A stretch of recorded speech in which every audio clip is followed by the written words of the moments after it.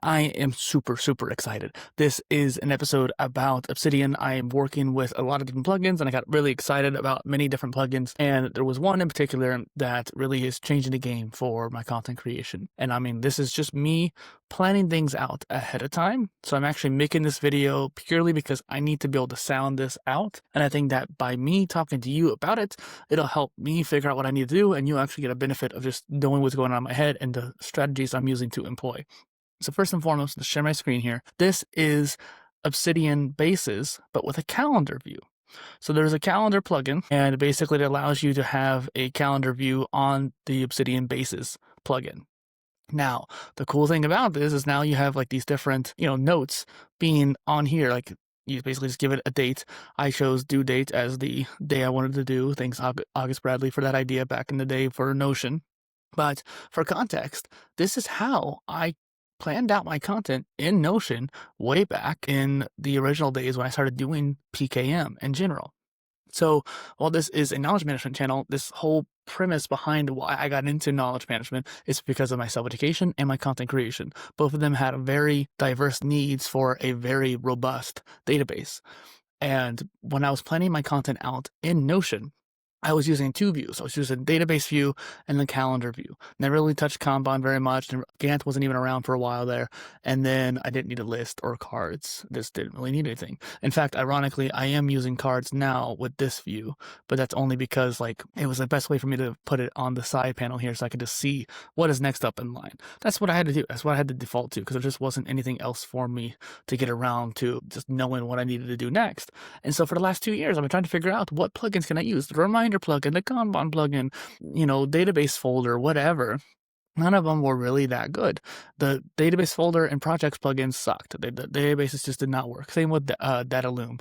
They just didn't work like they were supposed to do it. Like they promised it would work even. And Make.md broke every single 5 times I tried using it. So none of these actual project management plugins would actually work.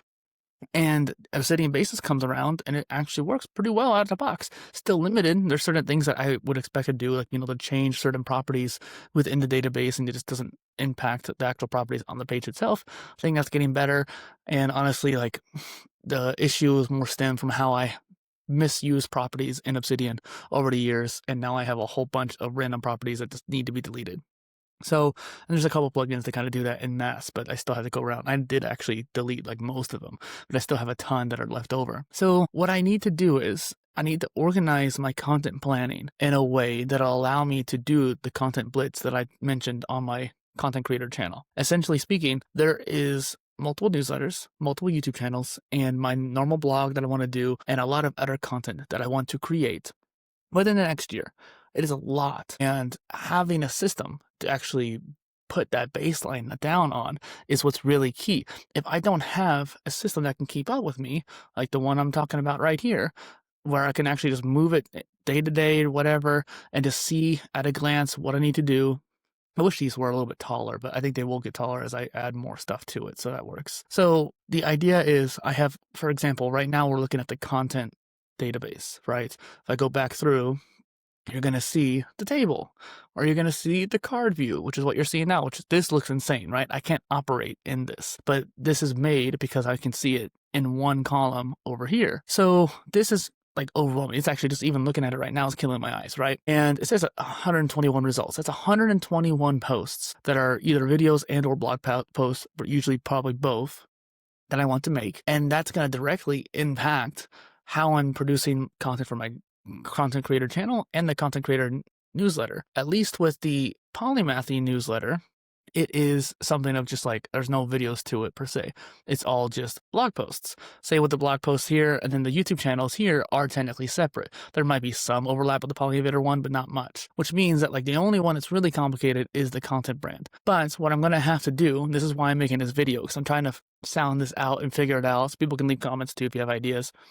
But right now we're looking at the content view, and this is already good. I'm already gonna enjoy using this individually. But what I ended up doing in Notion that made a big deal is I had all these separate databases for my YouTube, for my podcast, for my blogs, for my newsletters, for my ideas, the Omni content, which was a special kind of content. And so I had all these different topics, or not content, taxonomies, and they all had different databases. And I realized, no, these need to be unified.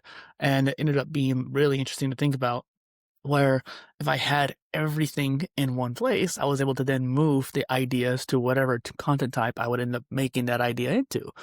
And so I merged everything together in Notion. And then when I came to Obsidian, I had to kind of like break that apart. And that really sucked. And I was never able to find a plugin that allowed me to kind of unify it once again.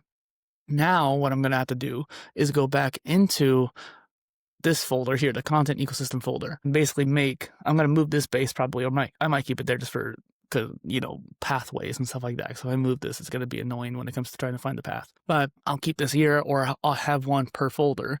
There's actually another plugin that's actually like a database folder.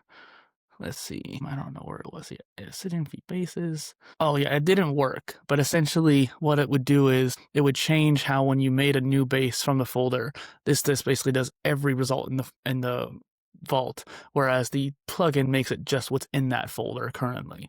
That's a huge deal, but it didn't work. It wouldn't install. So I'm mentioning it for the sake, for the sake of you guys knowing. But so essentially speaking, right now it's only looking at this one folder, just this one content polymath folder. What I'm going to need to do is make a base, and essentially, I don't want to put any private notes on, but make a base for the content ecosystem on its own, and then go into each one of these and go into the done folders and add a certain tag and filter out within the database here, basically saying, do not look at like the file, or no, let's say tag, I just interviewed, sure, is not checked off. Right. And so whatever tag this ends up being, like published, probably what I'm going to do is like, hey, is this published or not? And so published is not checked off or whatever it is. And then it'll filter out all the ones that are not needed. So that's actually kind of like a good idea. But what I'm going to do is basically go into each one of these folders, to each of the done folders, and do that for each one, and basically mass add a tag that says published checkmark. Or actually, I'm going to have to probably add a published tag to unify all the folders to each item, and then go into each folder and change the property to checked off for the secondary folder. So add the base one unchecked for everything, and then go into the done folders and add the checked version to those folders specifically, and basically do that for each one. Because this is just how it ended up being most ideal information architecture wise to organize. I want all my done for this niche in this folder versus having just one archive at the end, because there's so much content, there's so many different topics and niches that you really kind of have to keep it more organized within its own self-contained area. So from there, right, that's why I'm getting onto this video, that's why we're talking about it. Basically, the idea is you have it published, and so if it's already published, it won't show up, and the only things that are going to show up are then now the ideas that I have in the folders. From there, that's going to be pretty complicated, right? I'm going to have to go through and add dates for every single one. And that's going to be very painstaking, right? I'm going to have to sit there and add dates to every single one. But I was basically doing that in Notion anyways, too. And I was trying to do this in Obsidian before, because there was ways of showing things that had a date in unique other plugins that were somewhat calendar, somewhat not, but it didn't really quite work out. This way, what I'm going to have to do is basically do is like one a week for the whole year. So that's only like 50 posts, but then I'm also doing the other newsletter, so the other days of the week. And then what I'm going to have to do is find blog posts.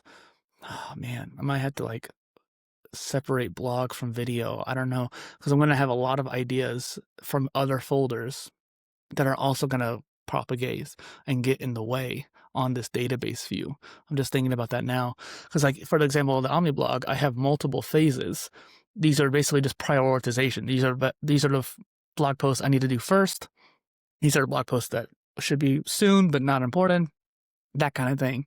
And so the rest of these phases don't matter. I don't need to work on those next year. And then like with the Polymath newsletter, a lot of these posts I won't get around to until like to the end of the year, because a lot of the ideas I have now are already drafts on my website. So I'm going to have to actually add those drafts to the files on here and basically make a digital version of them on my Obsidian Vault, or local version, I mean, and then like map those out and see which ones need to go first, which ones need to go out. After I get those drafts done in my blog with CMS, then I have to go back into Polymath Wiki and find more that I need to fill out the rest of the year for. So there's a lot of complexity purely because I have so many niches, but even still too, I have so many ideas. And so there's about a couple thousand files probably within this content ecosystem folder. I wonder if there's a way for me to check. It does not look like it as of right now. Wait. Show in system. Let me see. And then from within there, properties. It's, yes, 1939 files within the content ecosystem folder. That is insane. There's 2,000 files, and at least 800 of those are blog posts. A few hundred of those are my YouTube channel videos. And my podcasts aren't even really in these folders. I actually have my podcast stuff in my archive, which is ironic because I just don't make my solo cast anymore. Anything I make into a solo cast is just starting out as a video now at this point. So I really don't even count podcasts as a separate thing in my content ecosystem because it's just, at this point, they're just cut off from the videos. And so that is kind of insane to think about. Like, most of those 1900 files are just ideas, and I need to filter out probably like 600 of them or 500, like basically half of them. And that's kind of the issue. And that's why I wanted to make this video where it's like, I think this is the best plan when it comes to, first off, the amount of volume of content I want to create and using knowledge management tools like this to organize it, particularly in Obsidian. So I'm going to leave the video here because I'm already kind of ranting a little bit longer. And I had a couple moments there where I was trying to like talk while I was thinking. But I think that is the best way. I'm just going to have to do the grunt work of filtering out through tags and properties and figuring out which ones I can basically plan out for the next year. And then after that, just kind of schedule out periodically.